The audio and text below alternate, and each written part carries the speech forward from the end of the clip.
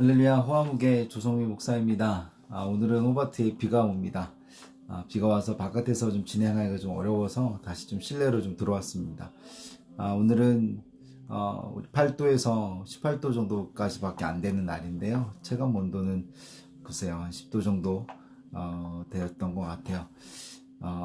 구름이 꽉 껴 있어서 거의 앞에 보이지 않을 정도로 좀 비가 좀 많이 왔습니다. 새벽 예배 중간에 그렇게 비가 와서 그래도 빗소리가 들리는 것이 좀 반가웠습니다.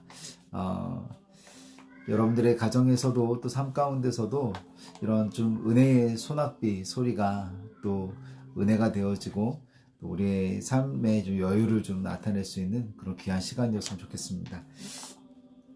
오늘은요, 우리 창세기 34장에 우리 18절에서 31절까지의 말씀을 같이 나누었습니다.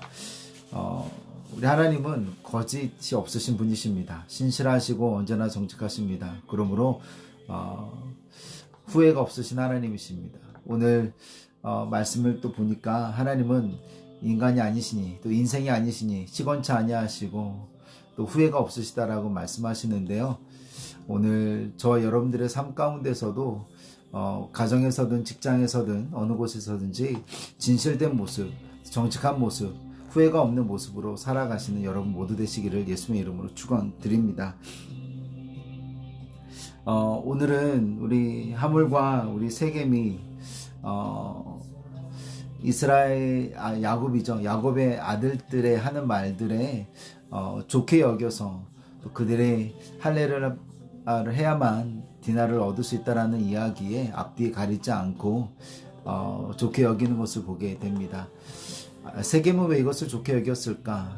아들들이 속이는 것도 알지 못하고선 어떻게 그렇게 좋게만 여기고 즉각적으로 행동할 수 있었을까를 우리 묵상하게 됩니다. 그런데요, 우리 세겜이 이렇게 즉각적으로 좋아할 수밖에 없었던 이유를 오늘 찾았습니다. 첫 번째는요, 우리 세겜은 정말 충동적인 사람이었습니다. 충동적인 사람이었기 때문에 처음 보는 디나를 바라보면서도 바로 부끄러운 일을 하게 되고 또 야곱의 아들들의 이야기를 듣고선 그것을 가지고 바로 자기 성읍들 사람들을 설득하러 나가는 모습을 통해서 굉장히 충동적인 것을 보게 됩니다. 그는 누구이기에 그랬을까? 하물이라는 자기 집에 가장 존귀한 사람이었기 때문에도 그렇습니다. 그렇고요.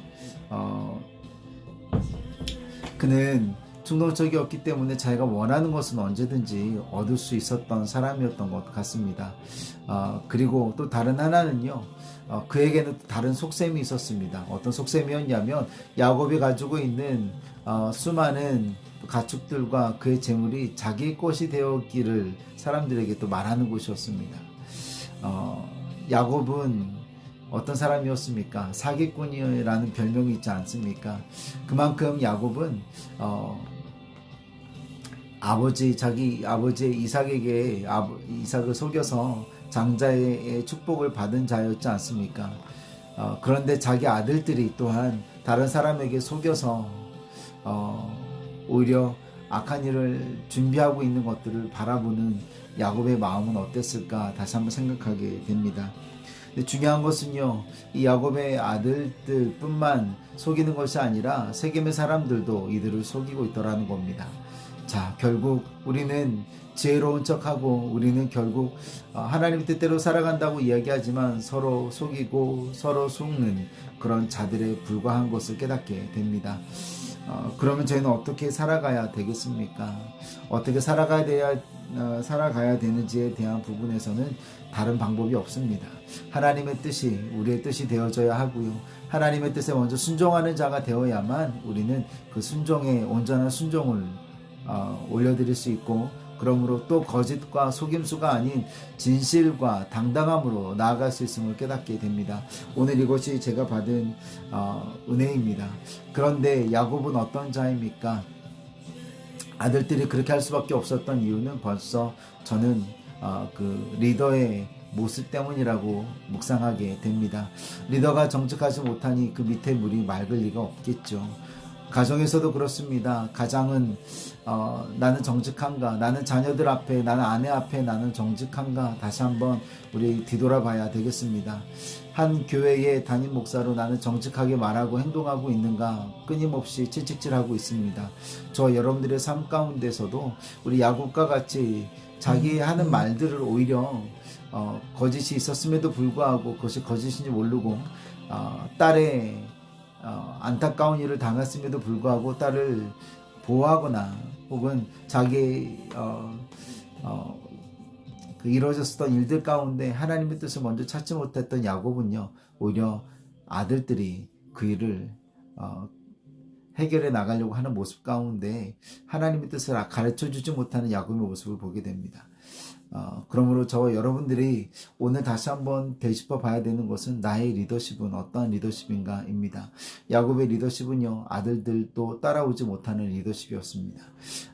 그리고 야곱의 리더십은요, 자신의 안위를 위하는 리더십이었습니다.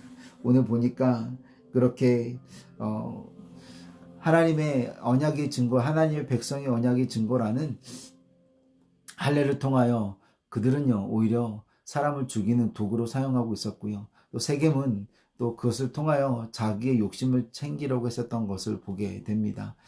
그 가운데서 야곱은요, 혼자 이렇게 생각합니다. 30절인데요.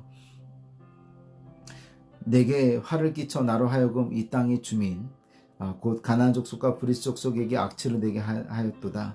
나는 수가 적은즉 그들이 모여 나를 치고 나를 죽이리니 그러면 나와 내 집이 멸망하리라. 어디에서든 아들들에게 하나님의 뜻을 전하는 것은 없습니다. 하지만 자신이 화를 당하게 되었던 것, 그리고 나와 내 집이 망하게 되었던 것, 이것들을 바로 시몬과 레위의 탓으로 하고 있더라는 겁니다. 리더가 온전하게 서지 못하면 나타나는 일들임을 다시 한번 깨닫게 되면서 리더에 대한 위치가 얼마나 중요한가를 깨닫게 됩니다. 사랑하는 성도 여러분, 리더가 아니어도 우리는 어디에서든 리더의 자리에 서 있습니다. 공동체에서든 직장에서든 우리가 영향력을 미치는 자리에 서 있다라는 것입니다.